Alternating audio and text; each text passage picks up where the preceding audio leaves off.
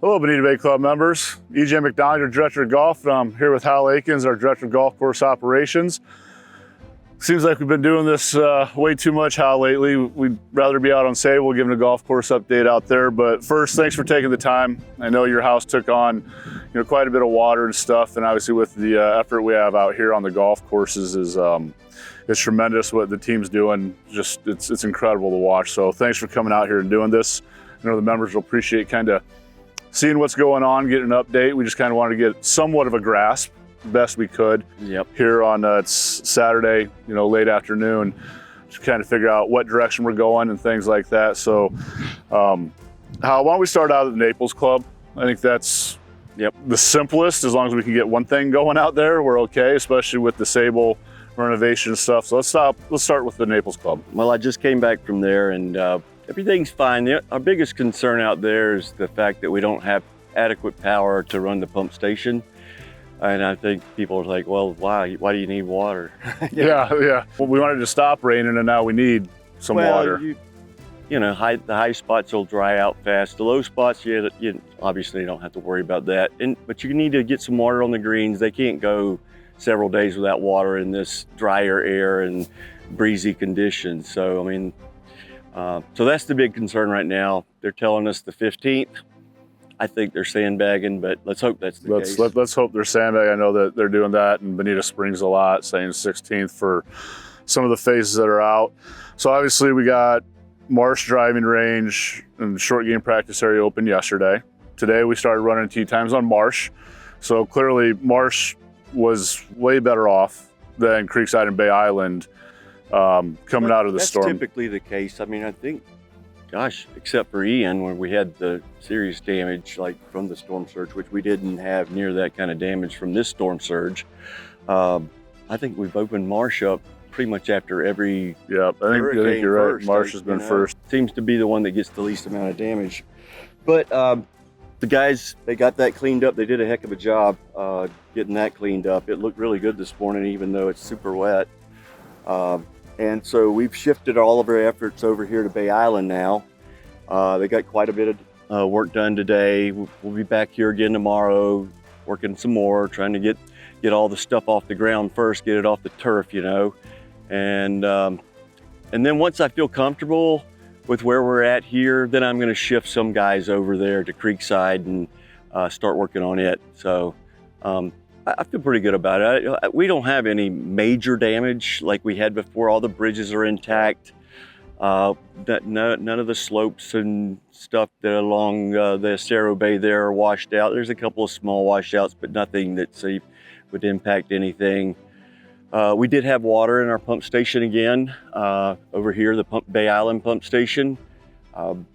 In Ian, we had 5 foot 5 inches in there. We had 20 inches in there this time. So we think that that's probably okay, but we don't know until we actually start it up. And we're not gonna do that because we need to get down there and actually check the wet well and the intake pipe, because I got a feeling there's some silt and mud down there that we don't want to suck through the system.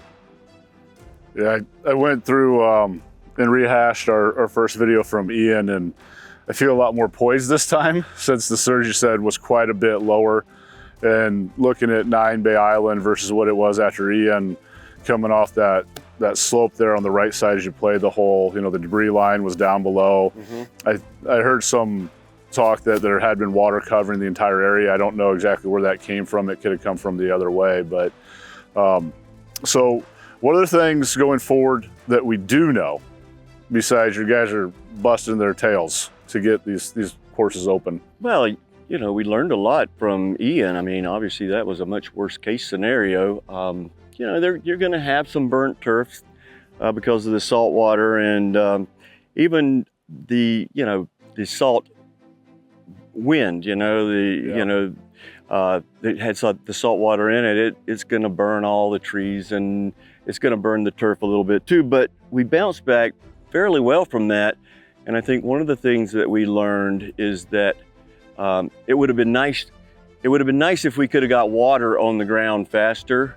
I think one of the reasons why we lost turf is because we went without power for so long and we did not have water, and we couldn't water the high spots out on the golf course. Like just an example, like on 12 and 13 marsh, those dry out pretty quick. So we don't have that problem this time. We do have one pump station up, the marsh pump station.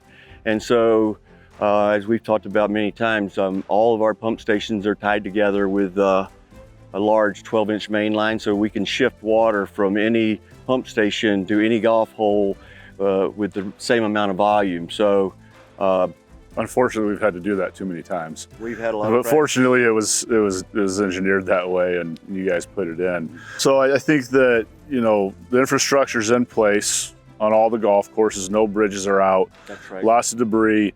You know, you talked about the saltwater spray kind of in the wind and stuff like that. Even like on One Bay Island, you could see that with a little bit of burn in it. And I think now that they got the irrigation going last night and this morning, that it's already looking better. I'm seeing some extra green spots in it versus what I saw. I can even look at this tee that we're standing on. I see new growth already. So, hey, good news is we were really healthy going into this thing. So we should bounce back pretty quick. I mean, the Bay Island, the marsh greens were good, and all the turf on the two golf courses were good. I mean, Creekside was really coming along, getting ready to open. So yeah. So the order we're gonna go in, we got Marsh open. Obviously, we're opening Cypress on Tuesday. We're gonna go Bay Island, you know, somewhere towards the end of, I guess, the work week next week. I call it midweek. We'll get Bay Island open, and then you'll be able to put a lot more resources on Creekside. And well, like I said, I mean, like once I feel like we're at a comfortable spot here, maybe tomorrow, maybe Monday, we're going to shift a lot of people to Creekside because we can get it cleaned up fairly quickly. But I think it's important to have this one open first because it's going to be, the greens are going to be the better conditioned greens out of the three golf courses here, and I think people would rather play them. But we'll get Creekside will be shortly behind it, maybe the same day for all I can. You know, I mean, I'm looking at maybe midweek. Okay. All right. Well, we're not going to hold you to it. You never know where the setbacks can come. We start getting thunderstorms again. Start getting a bunch of rain on us. We can't tell, but you know, we're trying to send communications, written communications. You know, every day, every 2 days, letting you know what's going on, not only with the main clubhouse, food and beverage, fitness, sports, and golf together, but also from the golf side as it becomes more apparent to us what we can do. And since we do the draw 5 days out, since we do the draw 5 days out, we'll have, as soon as we know a golf course is open, we'll reopen that tee sheet so members can move over to the golf course that's opening in case we have a little bit of compaction, which I don't foresee happening.